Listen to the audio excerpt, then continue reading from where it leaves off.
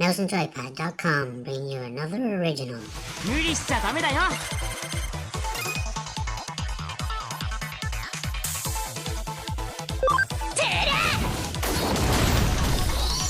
After playing through Digimon's story, Cyber Sleuth, all I can do is feel sorry for whoever works on the series.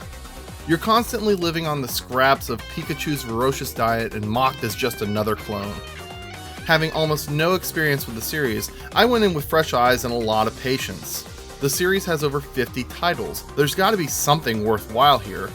I was happy to find the charm of the series, but have serious reservations about recommending it to newcomers. The game starts with you in a childlike chat room with your friends talking about movies and OMGs. When the conversation turns to hacking, a mysterious hacker pops in and encourages the members to log into Cyberspace Eden, a physical interaction network where people walk around in what I can only describe as cyber limbo. You're asked to go to the seedy underbelly of the Mall of the Future, where you meet up with two of your longtime online friends. Shortly after arriving, you're given a Digimon capture device and taught how to hack by a ghostly-looking boy. You're given a choice of 3 different Digimon, each with their own rock, paper, scissors elemental attribute. A strange creature suddenly attacks you and you end up glitching out into the real world as a digital shell of your old self. Standing in the middle of the street, surrounded by concerned citizens, a detective with missing shirt buttons named Kayuku Karimi picks you up and takes you back to her office. She offers to help you recover your body if you're willing to work as her assistant as a cyber sleuth. Not a bad deal. Through your investigation, you discover that many people are being thrown into comas because of the Eden system, including yourself. Only through your investigations and the help of your friends will you be able to uncover the mystery and return to your normal life. The storyline works well in my opinion, being simple enough for children to follow and adults to digi-tune out. There is a lot of technobabble and some established ideas that foreigners will probably be scratching their heads over, but it doesn't distract from the overall storyline.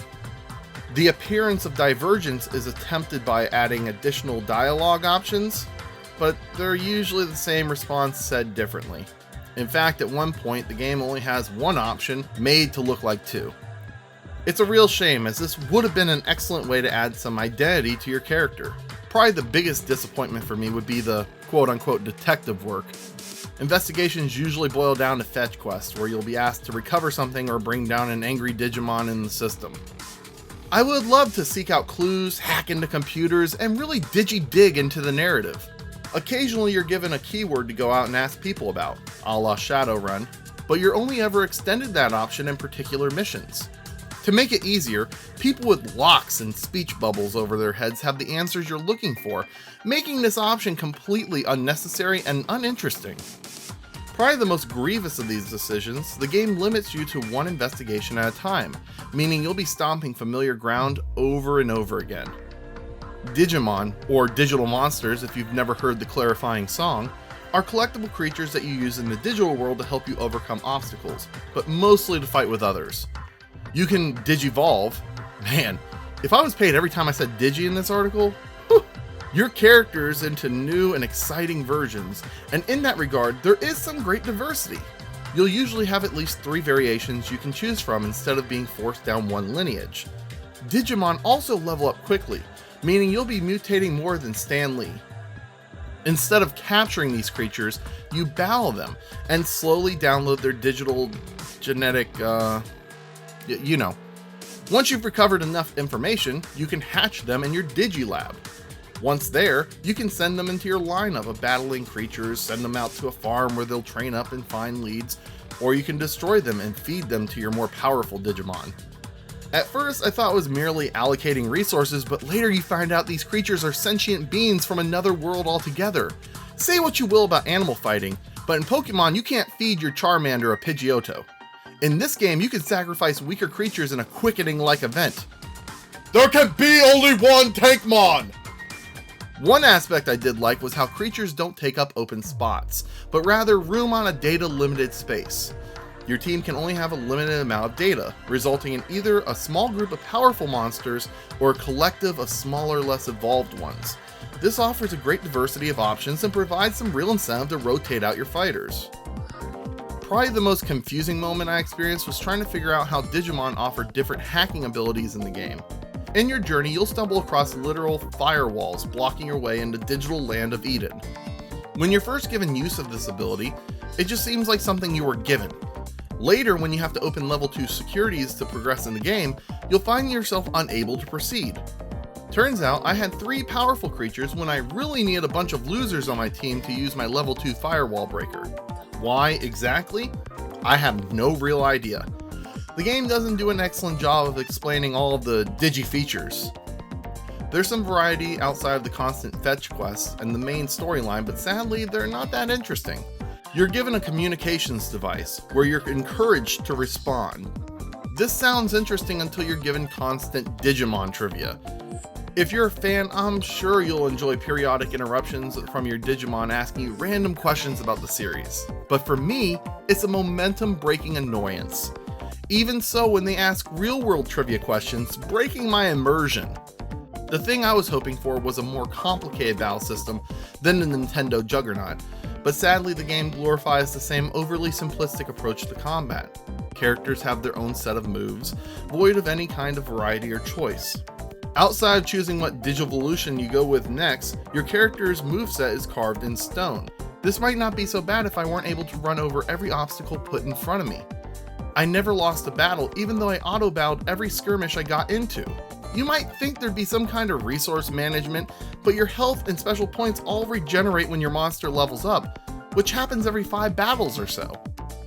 The battle system should be the biggest draw to this series, and when you can slide into all of them and spam your most powerful attack, it just makes the experience very bland. One area that shines is the game's visual presentation.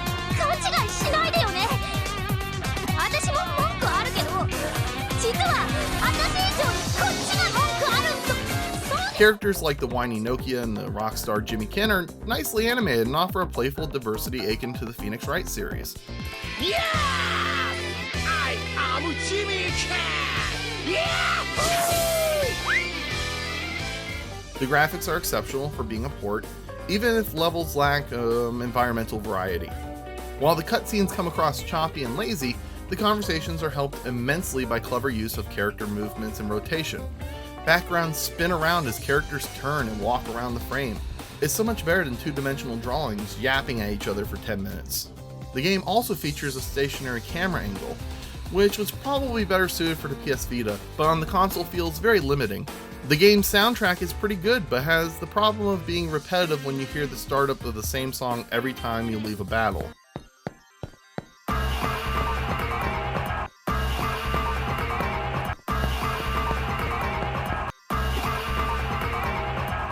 Sound effects are great, providing a nice identity to each character. Some of the conversations are fully voice acted, but its native Japanese makes it difficult for me to judge the performance. いやこんにちは。おっと、そう見まめないでください。私は決して怪しいものではありません。あんた誰だ？こんなところで何してる？私はスウェードを当てるから。 There's nothing in the audio library overly memorable, and there's nothing really teeth-grinding. Overall, Cyber Sleuth probably isn't going to win you over if you're not already a fan. The promise of being a digital detective is without a doubt an awesome one. Sadly, the game doesn't deliver. If you're already a fan, then you probably own this on PS Vita already, and you'll buy it regardless. And you should. It seems like a well-oiled machine, one that will provide you what you're looking for, especially if you're looking for longevity. I was a 6th through the game after 10 hours. I, however, found the experience a little too simplistic to get invested in, and will only recommend the game to veteran Digimasters. Digimon Cyber Sleuth is an adequate game if you're already familiar with the series. It does lack the wow factor to bring in any new gamers, however. While the Vita port is visually dynamic and offers an excellent approach to character conversations, it does not have a fundamental grasp on good RPG combat. I was able to breeze through the game by using auto battle for almost every engagement. If you're a fan already, I don't see any reason you would dislike this newest installment, but this isn't going to win over any old gamers. I'm Trevor Anderson with Mouse and Joypad.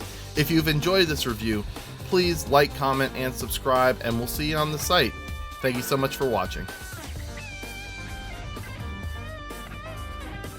It's freaking great.